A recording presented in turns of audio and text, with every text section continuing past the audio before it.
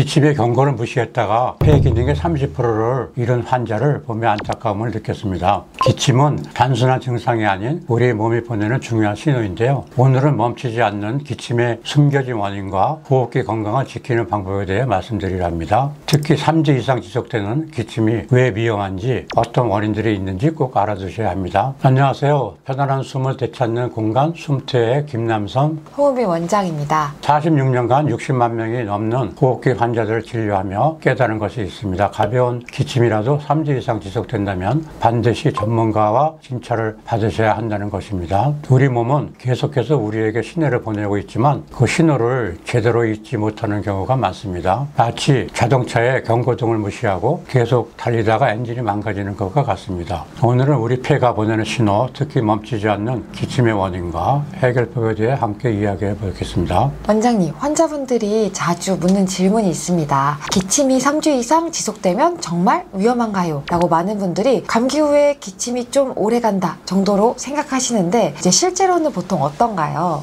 정말 중요한 질문입니다. 우리 몸의 증상은 이유가 있어 나타납니다. 특히 3주 이상 지속되는 기침은 단순 감기가 아닌 더 깊은 원인이 있을 가능성이 높습니다. 의학적으로는 8주 이상 지속되는 기침을 만성 기침이라 정의하지만 저는 임상 경험상 3주를 넘어가면 주의 깊게 살펴보아야 한다고 생각이 됩니다. 우리 폐는 정말 간대한 장기입니다. 많이 손상되어도 초기에는 별다른 증상을 보이지 않죠. 이것은 마치 넓은 숲에 작은 불씨가 생긴 것과 같습니다. 처음에는 연기만 조금 나지만 방치하면 결국 큰 산불로 번지게 됩니다. 3주 이상의 기침이 지속된다는 것은 그 연기가 계속되고 있다는 신호입니다. 실제로 자주 볼 수 있는 사례가 있습니다. 50대 초반의 한 환자분은 기침이 좀 길게 가네요 하며 3개월을 보내셨는데 진찰 결과 이미 초기 COPD, 즉 만성 폐쇄성 폐질환으로 진행된 경우였습니다. 폐기능 검사 결과 이미 폐 기능의 20% 정도가 손상되어 있었죠. 기침은 우리 몸의 자연스러운 방어 기전입니다. 이물질이나 독소를 제거하려는 노력이죠. 그런데 이 방어 기전이 계속 작용한다는 것은 문제가 지속되고 있다는 증거입니다. 마치 집안의 화재 경보기가 계속 울리는 것과 같습니다. 일시적인 오작동이 아니라 실제로 무언가 문제가 있다는 신호로 봐야 합니다. 그렇다면 기침이 멈추지 않는 주요 원인에는 어떤 것들이 있을까요? 특히 환자들이 놓치기 쉬운 원인이 있다면 말씀해 주세요. 멈추지 않는 기침의 원인은 크게 세 가지로 나눠볼 수 있겠습니다. 첫째, 호흡기 질환입니다. 가장 흔한 것은 알레르기성 비염, 축농증, 천식, 그리고 COPD입니다. 특히 비염이 있으신 분들은 목 뒤로 흘러내리는 후비로, 포스트 네이잘 드리프로 인해서 만성 기침이 생기는 경우가 많습니다. 이것은 마치 끊임없이 작은 물방울이 떨어져 바위에 흠을 파는 것처럼 지속적인 자극이 기관지를 예민하게 만드는 것입니다. 60대 한 환자분은 10년 넘게 항히스타민을 복용하며 비염 증상만 관리하셨는데 사실 그 사이 후비로 인한 지속적인 자극이 폐에 영향을 미쳐 COPD로 진행된 안타까운 사례가 있었습니다. 둘째, 환경적 요인입니다. 미세먼지, 황사, 담배 연기, 직업의 먼지나 화학물질 등이 여기에 해당합니다. 특히 감기하기 쉬운 것이 실내 공기 질입니다. 곰팡이, 진물, 진드기, 애완동물의 비듬 등이 알레르기 반응을 일으켜서 지속적인 기침을 유발할 수 있습니다. 셋째로 생활습관 관련 원인입니다. 이포, 수면 부호흡증, 위식류 역류기 질환이 대표적입니다. 특히 수면 중 입으로 숨을 쉬는 습관이 있는 분들은 차갑고 건조한 공기가 직접 기관지로 들어가 만성적인 자극을 일으키게 됩니다. 이것은 마치 정원에 물을 줄 때 호스로 직접 강하게 뿌리는 것과 같습니다. 식물이 상할 수도 있겠죠. 반면에 코로 숨을 쉬며 공기가 따뜻하고 촉촉하게 가습제어 폐에 들어갑니다. 주의 깊게 보아야 할 것은 이 세 가지 원인이 종종 함께 작용한다는 것입니다. 비염이 있는 분이 미세먼지가 심한 환경에서 일하고 밤에는 입으로 숨을 쉬며 주무신다면 기침이 멈추기 어렵게 되겠죠. 환자분들이 궁금해하는 것 중 하나가 바로 해결책입니다. 46년간 임상 경험에서 특히 효과적이었던 관리법이나 좋은 숨쉬기 방법이 있으실까요? 네, 기침이 멈추지 않는 문제를 해결하기 위해서는 원인에 따른 접근이 반드시 필요합니다. 46년간의 임상 경험을 바탕으로 가장 효과적인 방법들을 말씀드리겠습니다. 먼저 코로 숨쉬는 습관을 들이는 것이 중요합니다.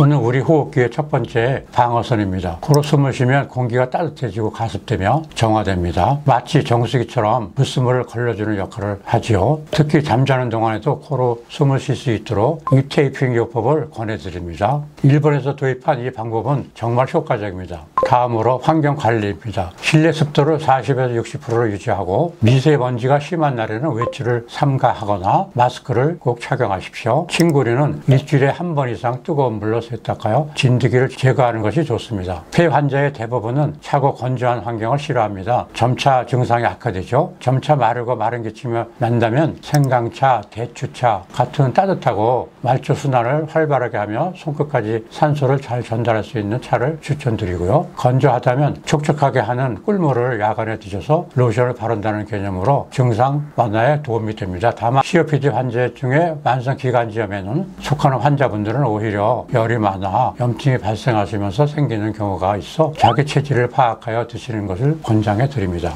식이 관리도 중요합니다. 따뜻한 성질의 음식과 차가운 성질의 음식 중 자신의 체질에 맞는 것을 선택하는 것이 좋습니다. 차드 음식을 많이 드시는 분은 생강차나 대추차 같은 따뜻한 차로 함께 드시는 것이 도움이 많이 되고요. 이는 마치 차가운 겨울에 두꺼운 옷을 입어 몸을 보호하는 것과 같은 원리가 되겠습니다. 가장 효과적인 운동법으로는 복식호흡을 추천합니다. 하루 3번 5분 명상하듯 깊게 숨을 들이고 천천히 내쉬는 연습을 하시면서 점차 늘리는 훈련입니다. 이것은 단순한 운동이 아니라 폐 깊숙한 곳까지 환기시키는 중요한 훈련입니다. 마치 오래 닫혀있던 방의 창문을 활짝 열고 환기시키는 것과 같습니다. 여성분들의 경우 복식호흡을 하더라도 바꾸기 어려운 경우에 흔한데 성악 발성 연습 혹은 트럼페트 취미를 가지시며 점차 복식호흡으로 바뀌며 복직극 경결이 심한 경우 복부 근육을 풀어주며 자연스럽게 복식호흡을 변화할 수 있겠습니다. 마지막으로 증상이 3주 이상 지속된다면 반드시 전문의 진찰을 받으세요. 정확한 원인 진단 없이 단순히 증상만 가라앉히는 치료는 임시방편에 불과합니다. 마치 자동차에 경고등이 들어왔을 때 전구만 빼버리는 것과 같죠. 근본 원인을 찾아 해결하는 것이 중요합니다. 46년간 수많은 환자들을 진료하며 깨달은 것이 있습니다.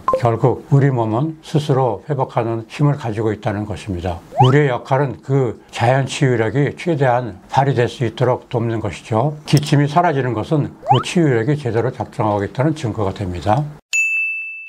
오늘 우리는 멈추지 않는 기침의 3가지 주요 원인과 해결법에 대해 알아보았습니다. 3주 이상 지속되는 기침은 우리 몸이 보내는 중요한 경고 신호가 됩니다. 호흡기 질환, 환경적 요인, 생활습관 관련 원인을 정확히 파악하고 적절한 관리가 필요합니다. 여러분의 호흡기 건강에 대해 더 궁금한 점이 있으시면 언제든지 댓글로 남겨주십시오. 다음 영상에서 자세히 다루도록 하겠습니다. 오늘 영상이 도움이 되셨다면 구독, 좋아요 꼭 부탁드리고요. 여러분의 편안한 숨을 위해 항상 고민하고 연구하겠습니다. 이상 숨터의 김남선, 홍윤비 원장이었습니다.